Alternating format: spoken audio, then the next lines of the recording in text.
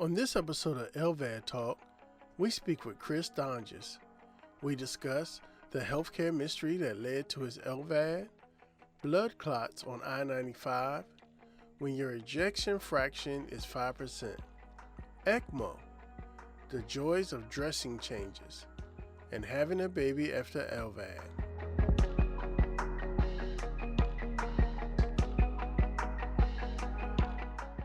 All right, LVAD Nation. I'm here today with Chris Donges, Yep. otherwise known as Life with a Device, and we're gonna kick it today. How you doing, man? I'm doing well. How about yourself? I'm awesome. So, what part of the country are you in? I'm actually on the East Coast. I'm in Delaware. Okay. Yeah, I'm in Virginia. Okay. Yeah, not too far. I actually lived in Texas for a little bit, and you'd be surprised how many people don't know where Delaware is. They just know it's over there. They just say, yeah, it's over there somewhere. It's that a ways. Yeah, it's that way. So, but yeah, man, I'm an East Coast guy as well. Good. Mm-hmm. So, how long have you had your LVAD? It's been since December of 2018. I just had my 2-year anniversary this past December. So 2 years and about 2 months so far. Nice. Which one do you have? I have the HeartMate 3. Yeah, I'm jealous of you. Which one do you have? The 2. The 2. Okay. Yeah, I do have the HeartMate 3. The 3 came out a couple months after I had my surgery, but after that, by then it was too late. I gotcha. Yeah. I understand that completely. I joke with him. I say, for me to change that, the only way y'all getting back up in here is if I get a new heart. Yeah, I'm with you on that, man. I'm with you on that. So it's tell a us process. Yeah, man. Yeah. Tell us how your journey started. So basically, I mean, I'm 30. I just turned 33. I'm a young, active guy. Played multiple sports in high school.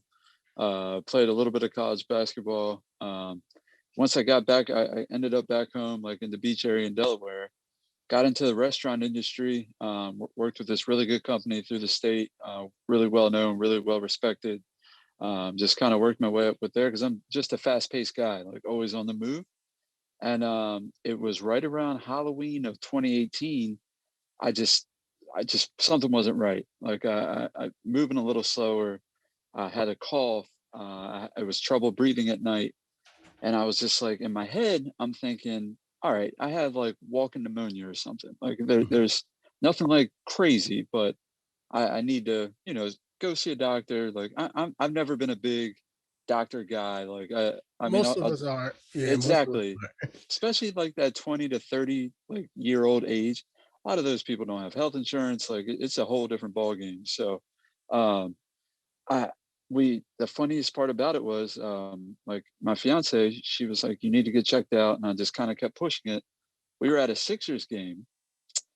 Halftime comes. I go to get we went and got something to eat. I ended up but I ended up vomiting at halftime. Mm-hmm. And I came back to her, and she instantly knew something was wrong. So we left immediately. We got back to Delaware, which is about 40-minute drive for us from Philly. I ended up doing the same thing once we got home. We rushed to the ER that night, thinking that, oh yeah, I have like pneumonia, something along those lines. Uh-huh. And they go, we're actually going to be admitting you to the ICU. So my jaw dropped. Like I was just like, I'm not prepared for that. Exactly. Like, and they showed me my lungs, and which many of us know when it comes to like heart failure, my lungs weren't working properly. Like fluid were just building up, and my lungs were practically full with fluid, which explained all the trouble sleeping and not being able to breathe, so on and so forth. And they showed me the my lungs, and I was just like, oh my gosh, like they were completely white. Got admitted to the ICU at Christiana Hospital, and next thing you know, we kind of started our path as far as meeting their heart failure team and this and the other. And like the LVAD wasn't even mentioned. I had no idea about an LVAD, what an LVAD was, completely no clue. They just started talking about, we're going to try you on these medications. We're going to do, we did a right heart cath and an echo, things of that nature. and they ended up releasing me from Christiana about a week later. And I kind of went along my way, and nothing was working out really. Like it was feeling worse. The fluid wasn't going away, anything of that nature. And so that went on for like a month. And thankfully, it's kind of a weird story how things work out. My uncle's fraternity brother is one of the head cardiologists at University of Pennsylvania Hospital up in Philadelphia. Okay. And up in this area, I mean, UPenn is one of the most well-respected hospitals in the nation. I mean, they're up there. They're definitely up there. So he, on a whim, reached out to him and told him my situation. And I basically got a call from the doctor that night. I was like, Chris, I want you at Penn. If you feel comfortable doing that, I want you to come up. I want you to come to Penn. And later that night, it was around midnight, we were driving to Penn up in Philadelphia.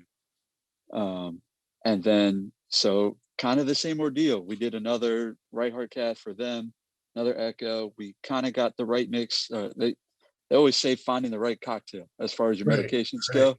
I feel like I've heard that a million times. I'm sure you've heard it. Like, yes, and it changes. Yeah, exactly. It changes. It's finding the right cocktail. So I ended up actually going to Penn, felt immediately better within 3 days. They got the fluids out of my lungs. Sorry, I still have the baby next to me. My fiance is not home yet. So, That's all right. I have a little 2-month-old right here. So she's great. She we're is gonna amazing. talk. It's a daughter. Yeah, it is. Yeah, we're gonna talk about her a little bit later. It is. Okay, that sounds good. Yeah, so we felt like we found the right medication. I was feeling good. The fluid was mainly out of my lungs. So I got released from Penn, and it was about, hey, we're going to do every 2 weeks, we want you up here. Every 2-3 weeks, we want you up here. So I come back to Delaware. 4 days go by. My fiance works at a University of Delaware up here. I went to visit her for something, and I'm driving on 95 back home. I ended up having a blood clot center of my chest while driving on 95. Wow. Yeah, so I was bugging out. Like, it was just a pain I've never felt before. So I pulled off. There's a little rest station between Newark and getting to Wilmington. I pulled off. I called her first because I was freaking out. I didn't know what to do. She got a hold of my cardiologist. They obviously said call 911. I go back to Christiana's ER, and then they transport me back up to Penn. Later that night, I was basically hooked up to ECMO. I was put into a coma, and I was basically that was around like the 17th. Basically, I was in that coma, leading up until I actually had the surgery on the 27th. So basically, I got in to Penn. The situation got so much worse, and they got the ball rolling. And next thing you know, I fell asleep December 15th in 2018. I didn't wake up till January 10th of 2019. Whoa. With an LVAD, and I still had the ECMO running through my leg, and I had no clue. I was fully paralyzed from the neck down. So when I came to, I had no idea what was going on. Like, I had 3 days of horrible hallucinations. I've talked to some other people that have kind of expressed like the same things, saying when you're in such a heavy sedation, and coming out of that, like the memories I have from those like hallucinations are just they're nuts. But when I came to, like, my initial reaction was kind of trying to get up, and I couldn't move, and I was just I had no idea what was going on really. And then I slowly just kind of came to, and worked on. I was writing with a board almost, because I had the trach and everything else. Right. I was writing on a whiteboard to try and communicate, and then I slowly just regained my strength, and was able to slowly be able to talk, and then had to pass the whole eating test and swallowing test and all that, to, I guess, just further everything. But yeah, man, it was quite the awakening in January. Like, when I finally came to, right. It threw me in a loop, man. It definitely threw me in the loop. But I was able to get out of the ICU within about, I want to say about 2 weeks from waking up. I went to a step down unit for another week. That's when I finally got the trach out and everything else. And then I was transferred to Penn's rehab facility, which was a couple blocks away. And I was there for another 2 weeks. So I went to the rehab, and then that's where I had to basically teach myself how to walk and use my hands again. And that was about a 2-week process. And I was finally discharged right around February 14th of 2019 from December 15th to February 14th was my timeline in the hospital. Yeah, man, it was crazy. I mean, I lost So 70 pounds. you didn't even have the option of saying yay or nay. You I just had woke up with it. no clue. I had no clue. They mentioned previous to me getting repent this time, they said that could be a possible option down the road if something I wanted to look into. Of course, they mentioned heart transplant, but my body initially reacted to the medication so well that they're like, okay, we're just going to release you.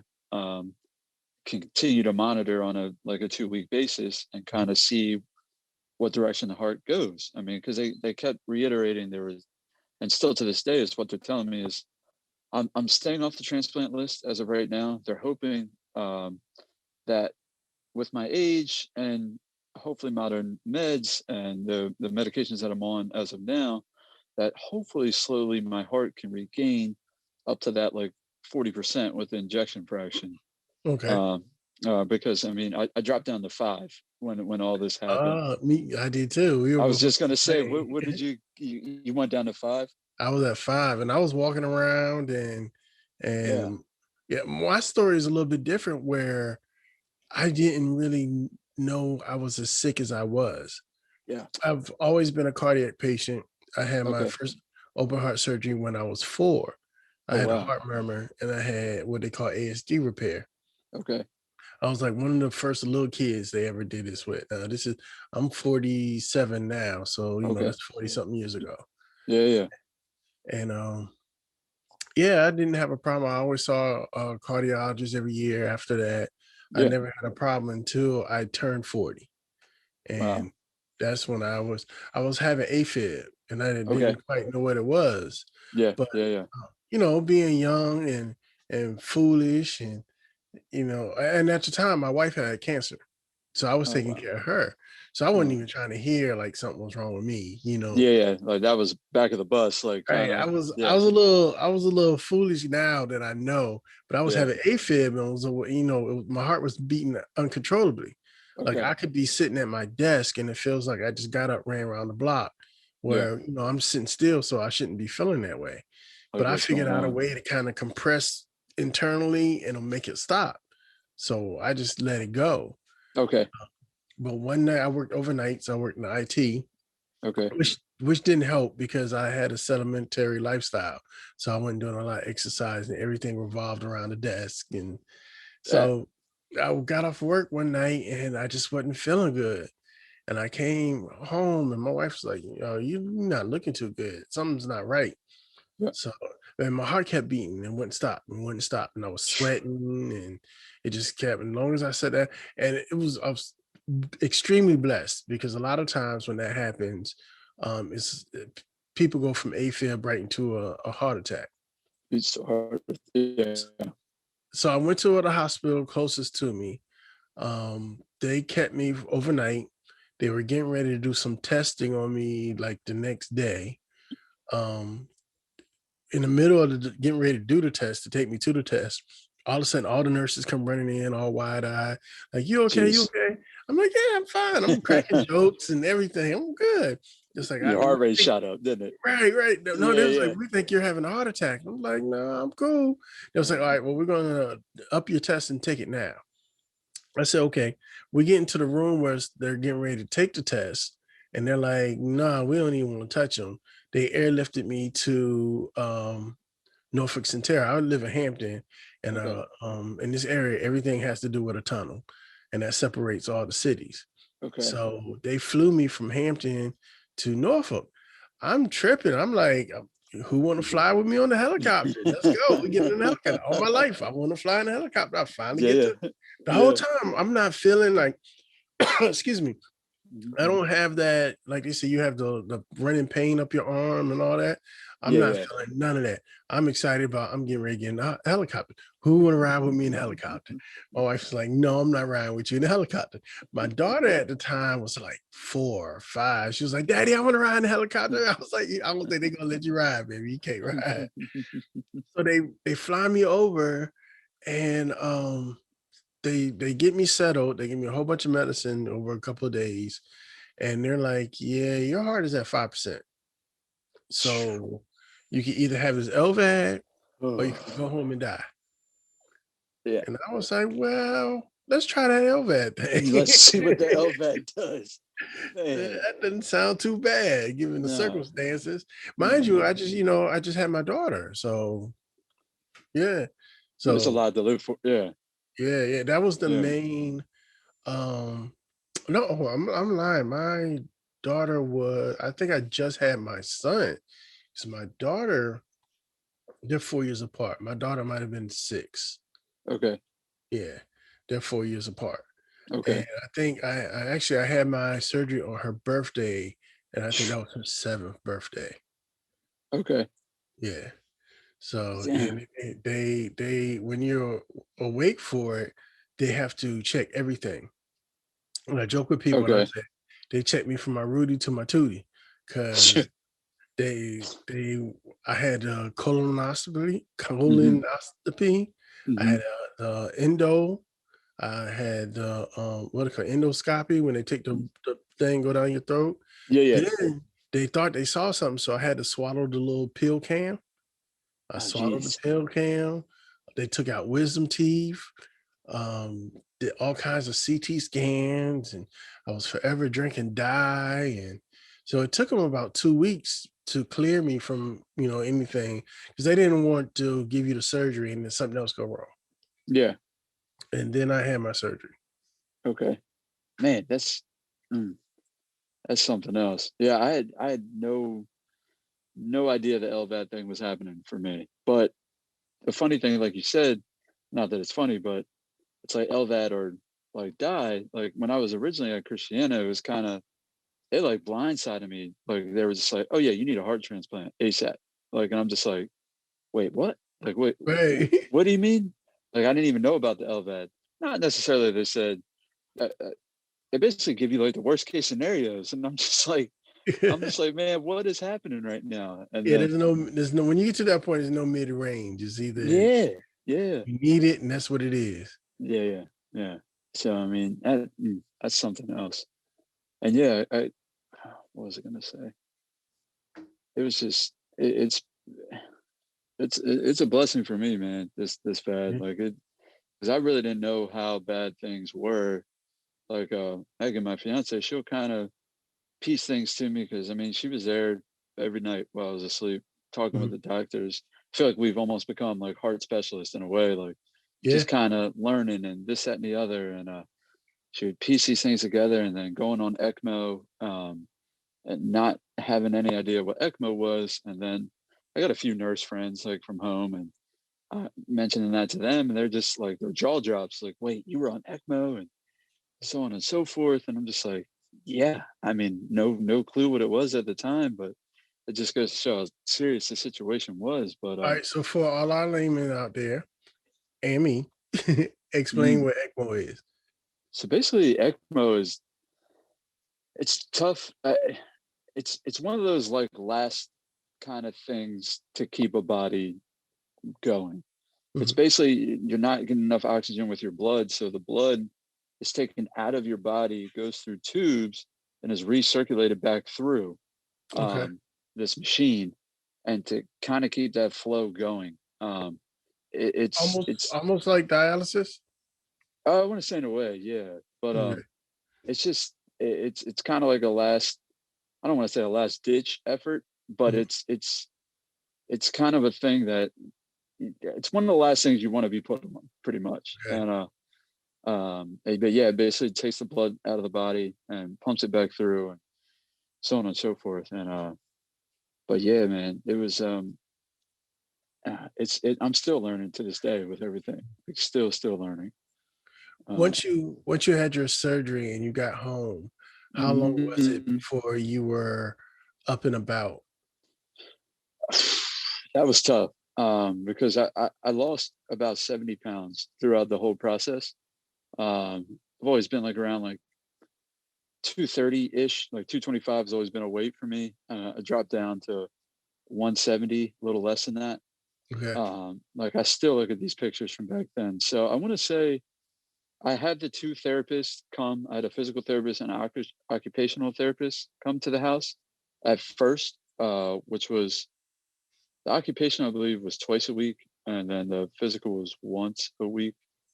But to actually, man, I can't give like a true answer. It took me some time Mm-hmm. and half of that was I didn't even want to do anything. Like, I was just so nervous, so scared, like with this bag and Mm-hmm. your cord coming out and so on and so forth. Yeah. Like, I was so nervous with everything. But I mean, physically, it took me a while to be able to go upstairs by myself without having her behind me.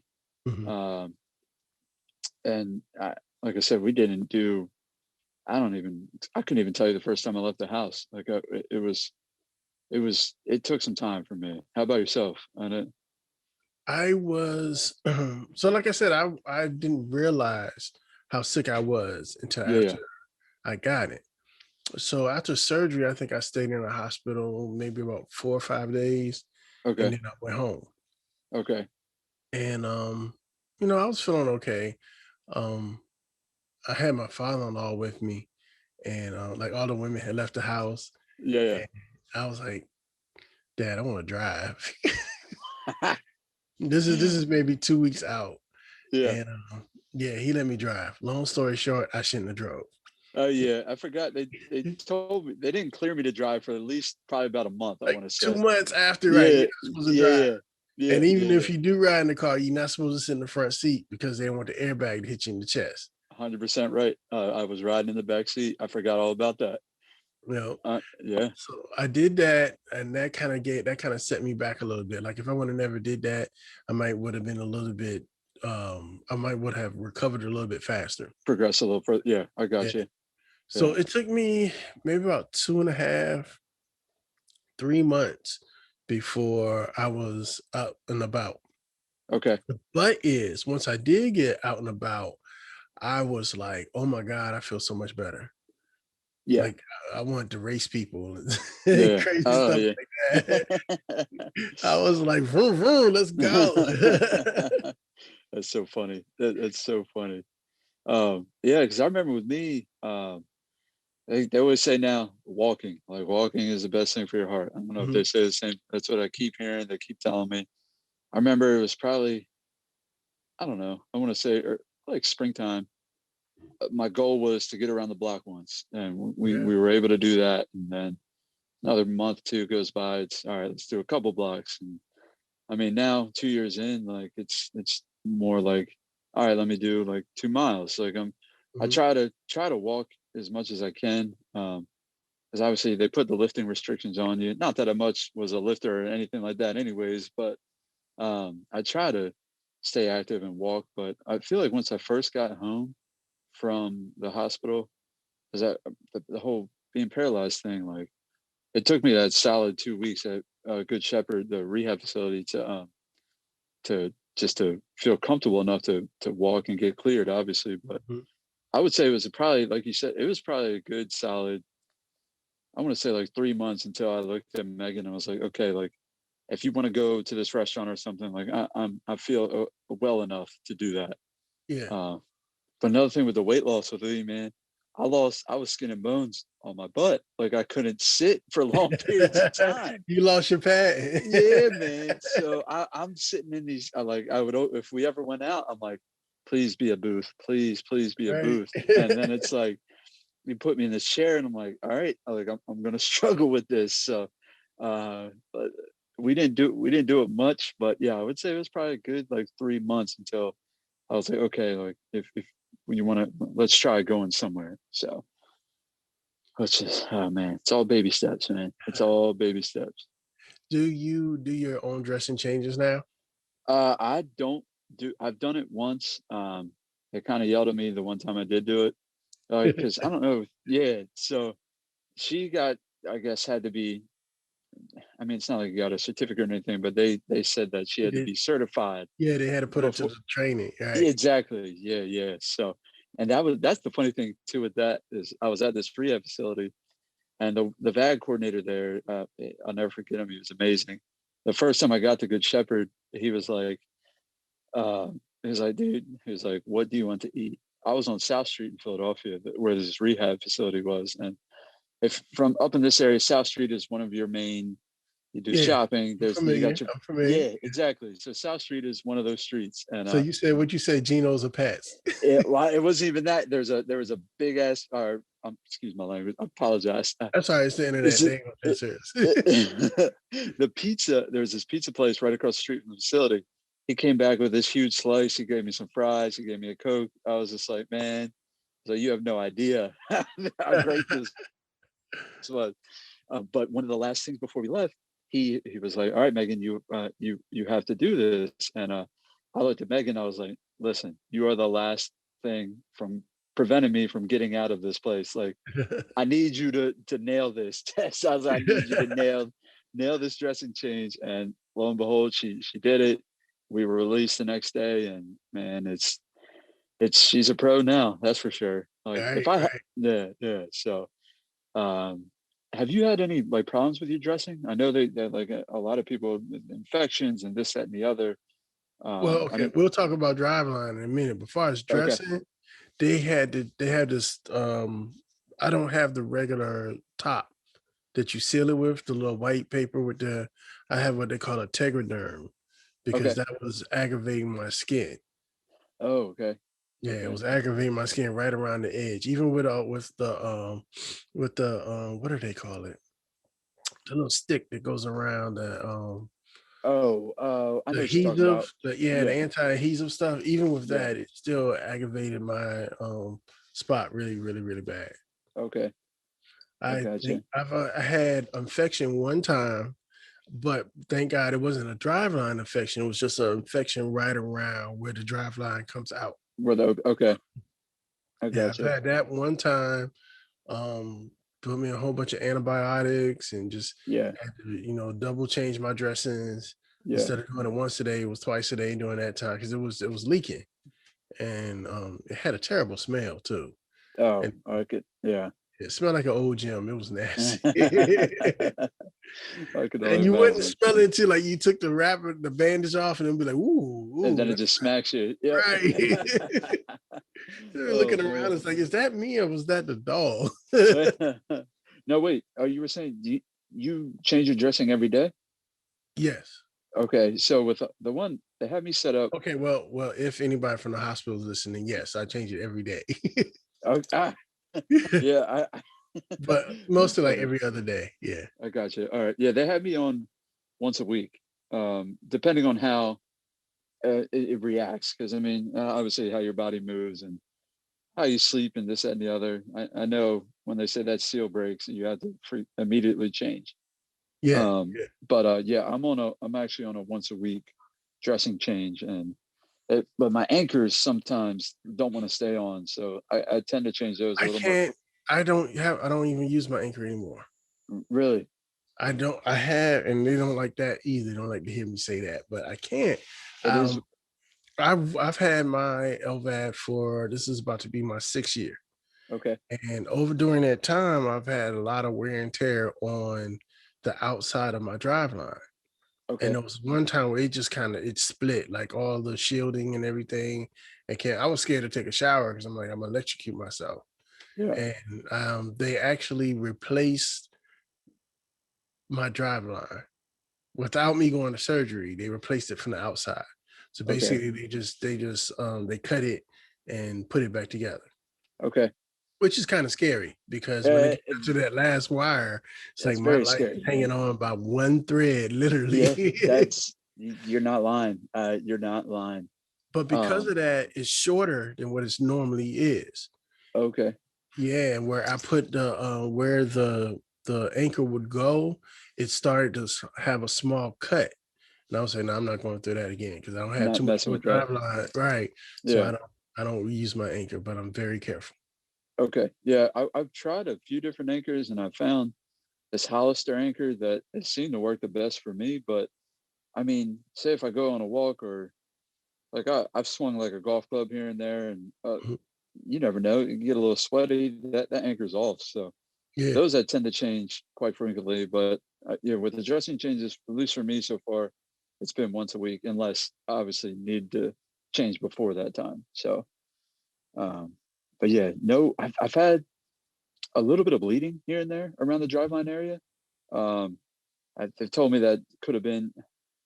I've never been a guy that's been able to sleep on my back. Obviously, when I've got the drive with the LVAD, I hmm was put on my back with not really nothing I could do about it, and that's fine. But sometimes I tend to roll to my side, I guess, a little bit, and hmm there and it'll may have been a pull. little Yeah, tug. yeah, Yeah, yeah. exactly. I do Yeah, that too, and it'll yeah. pull. So I And woke I up think one that's what day. started the infection. Yeah, Mhm. you're probably yeah. So I was bugging out the one time I saw a little bit of blood. We have like there's a VAD like hotline through Penn, and I was bugging out. They were just like, it's okay, just clean the area, change your dressing, just monitor it. If you start gushing or something, obviously go to the hospital. But thankfully it hasn't been a problem. But yeah, I mean, I just get used to it. Like there's no pain or anything around the area. I feel Yeah. like that's a question that I get more frequently than others. It's like, does it hurt? And I'm just like, the It drive line was up. sensitive like the first, like mine, I don't think mine completely healed for about 6 months or so.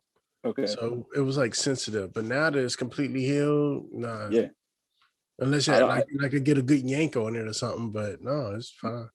yeah, I'm with you. I mean, I feel everyone's always, does it hurt? Does it, that area? I'm like, no. I mean, really don't even, other than this bag that I have, I wouldn't even realize I have it at sometimes. Right, right. Yeah. So do you carry the standard bag or have you ventured out and got other bags? So I tried a little bit of everything. Like I tried the t-shirt. I didn't like the shirt because just everything weighed down. Like it Hmm. just didn't work for me. I even tried like a girdle at one point. Hmm. That didn't really work. The best thing that for me personally, we found this backpack on Etsy. I Hmm. don't know if you've seen this backpack. It's a guy, I believe. I want to say Megan found it actually. I want to say he's out in Texas. Um, but it's basically just like your backpack. It has two slots for the batteries. It has a slot for the control unit. And it has just an opening for where the cord can come out and run from obviously from your driveline area to the bag and hold everything pretty snug. Um, so I've been using that for I want to say about a year now. Okay. Um, And yeah, see, I haven't been able to use backpacks because my cord is so short. yeah. See I can't get that's it all the way around my back. I can get yeah, it. I'll show you. I can get yeah. it to about here, Okay, so it won't go. It won't go all the way to my back, okay. I got and you. that has been a problem. But Yeah. I found a couple other bags. I use a Supreme bag that Okay. actually it was last year's model that just came out, and it's like it's a combination. It's like a huge fanny pack, but it's made where you can wear it over your shoulder. Okay.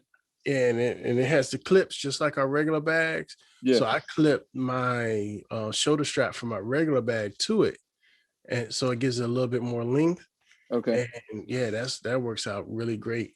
And not That's only awesome. can I carry the batteries in my controller, I can carry other stuff too. Like if I want to throw my wallet in there or something else, Yeah, it's pretty big. that's awesome. Yeah, I was gonna say I have tried.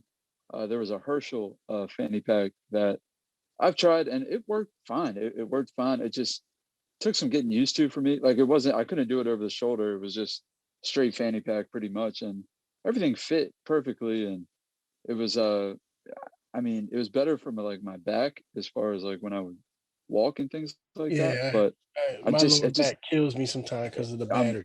man, it's bad, dude. It's I couldn't agree with you more. I was gonna say, if there's anything, it's like, especially now with the backpack, it's like, man, I gotta just sit down every once in a while and just let my back kind of stretch out. But that's why I want the backpack, because they'll even it out. Like, it's all Yeah. on the shoulder. I feel like when I do get my transplant, I'm gonna be walking around with this shoulder all big because I'm so used to carrying the bag. Yeah. Oh man. Yeah. The bag you have on, that's what I use for about the first year, and definitely the shoulder thing for sure. That Yeah. was a nice switch with the backpack. But yeah, thankfully I do have a little bit of like leeway as far as the length of the cord, which enabled me to use the backpack. But that's definitely tough with that shorter, drive line. Yeah. Absolutely. All right. So the question I've been waiting to ask you, Yeah. how was it deciding to have a baby after your LVAD? So it was something we always talked about before this whole thing happened. You know, I got to a point, I would say, physically, like, man, I don't want to say I almost put myself in a box, but that first year post surgery was tough. And like, Mhm. I didn't want to be in public. I didn't want to see I wanted to see my friends, but I just didn't, like, I just was just nervous. And it's like, hey man, like, I'm different. Like there's so many, I don't know, so many thoughts running through my head. Mhm. It took me like a solid like year and a half to get to that physical point where I was like, you know what, this LVAD, it's me, it's part of me, it's what I'm doing. It's giving me my life back. Like, this is me. Like, I'm gonna ride this wave, play this hand, and I'm gonna go with it. So I got to a point mentally where I was just like, I'm just the same old Chris again. Like, yeah, I have this backpack, but I'm the same old Chris. And one thing led to another, and just kind of talked to Megan. Um, and we were just at that point where just physically I was feeling good. Mentally, I was feeling much better. She was in a great place as far as work wise. And it was like, let's start this family. Nice. And it didn't take long, and here we are. And we have a 2-month-old now, and I couldn't be happier, man. I could not be happier. It is a true Awesome. blessing. It is a true blessing. So you didn't have kids before. This is your first child. My first child. Yep. This is my Awesome. first child. Yeah. And see, that was, my kids were my inspiration. That's the main reason I was like, I'm gonna go through this. Yeah. So they still have their dad. Yeah. Oh man. I just feel that so much, just because, like, I'm sure anyone listening and you yourself, the mental stuff comes at you in waves, man.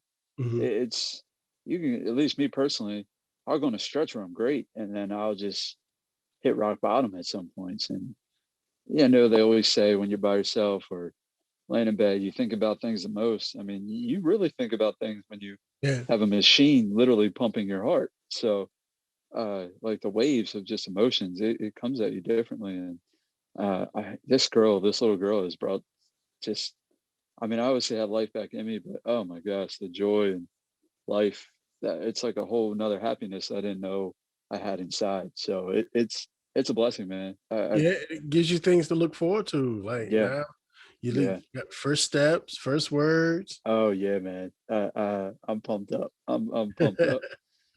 And I'll give it to, like, my team at Penn. They're like family. Like, my doctors, like, it's just a family atmosphere.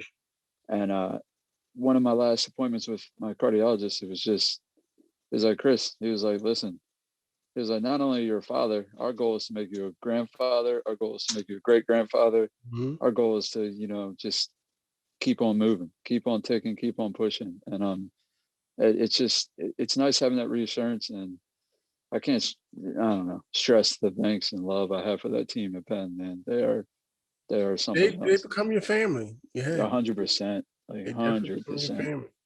Yeah. Like, I don't know, like Megan, she'll go on the Facebook groups and like the LVAD groups and this, that, and the other. I don't like to go on there because, me personally, I don't really want to see the bad things or good. People post anything on there, Yeah, and yeah. she'll just relay to me sometimes. She'll be like, it's like so and so had a really tough time with her doctors or their supports or this, that, and the other. And like it just makes me feel all the more grateful, just with my team and like your support system at home. Like, you got to have you got to have a strong support system, man. Got You to. have to. Yeah, You you have to. got to. Yeah, like we can be strong. We can be strong men. Like, but you can't do it on your own. You can't. You got to Yeah. have that support system, and it makes all the difference for sure. Yeah. Yeah. Excuse me for a second. My dog is snoring. Yeah. No worries. No worries. She looked at me and started snoring again. Thankfully, my little one's been knocked out over here. I thought she was going to be awake the whole time.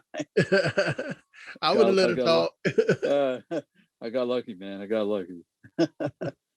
Well, I appreciate your time, man. I'm going to let you go on. Do you have any last words for people? Any advice? What would you tell? What was it that you wish you knew that you know now? Things are going to be okay. The LVAD can be a scary thing, especially, I mean, just the thought of basically a machine pumping your heart. It can be a scary thing, 100%. And you're flirting with that line of life and death. Like it's something we've all flirted with if you're in this situation. But I mean, I am beyond grateful for the LVAD that I have. Things get better with time. And I just feel extremely blessed, man. And I know everyone's situation is different, but starting this page, Life with Device, has brought me in contact with some amazing people, including yourself.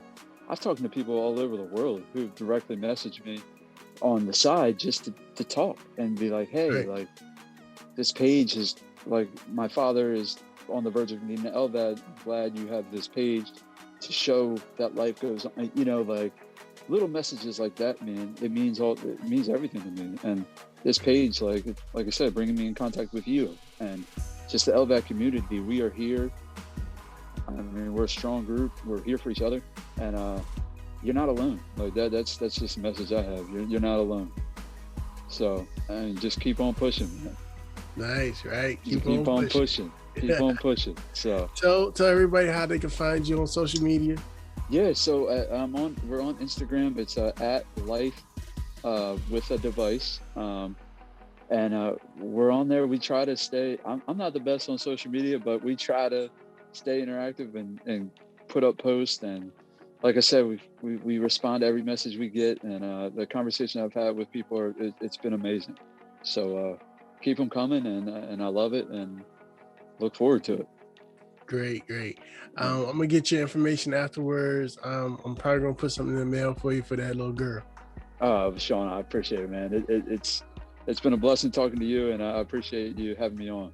Yes, anytime, man. Ladies and gentlemen, Chris, I'm Sean, and we are out.